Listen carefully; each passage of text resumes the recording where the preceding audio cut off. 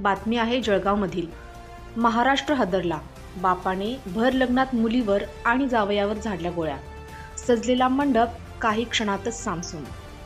जळगाव जिल्ह्यातून एक खळबळजनक घटना समोर आली आहे।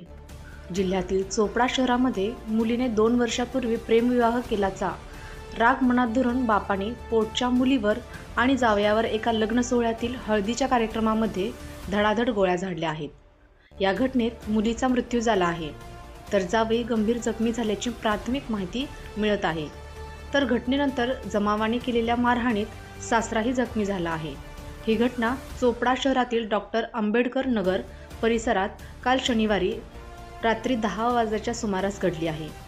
तृप्ती अविनाश वाघ वय वर्ष 24 असे मृत विवाहितेचे नाव आहे, तर किरण अर्जुन मंगले वय वर्ष 48 राहणार शिरपूर असे आरोपी वडिलांचे नाव आहे। याबाबत अधिक माहिती अशी की तृप्तीने 2 वर्षापूर्वी अविनाश ईश्वर वाघ वय वर्ष 28 दोधे राहणार करवंद शिरपूर सध्या वास्तव्यास असलेले कोथरूड पुणे यांच्याशी प्रेमविवाह केला होता। आरोपी वडील किरण मंगले याला हा विवाह पसंत नव्हता।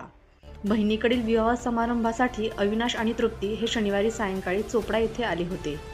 बहिणीच्या हळदीसाठी लेक आणि जावई त्या ठिकाणी आल्याची माहिती सासऱ्याला मिळाली। अविनाश यांच्या बहिणीची हळद काल शनिवारी चोपडा शहरातील खाईवारा जवळील आंबेडकर नगर येथे होता। त्यानिमित्ताने ते चोपडा येथे आले होते। त्यात तृप्तीने प्रेमविवाह केल्याचा राग वडील निवृत्त CRPF किरण मंगले यांच्या मनात होता। हळद सुरू असलेल्या ठिकाणी जाऊन त्यांनी मुलगी तृप्ती वाघ हिच्यावरती आणि पती अविनाश वाघ यांच्यावरती गोळीबार केला।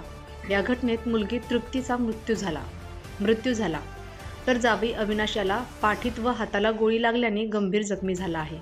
दरम्यान अविनाशची प्रकृती गंभीर असल्याने त्याला जळगाव येथील रुग्णालयात उपचारासाठी हलवण्यात आले आहे।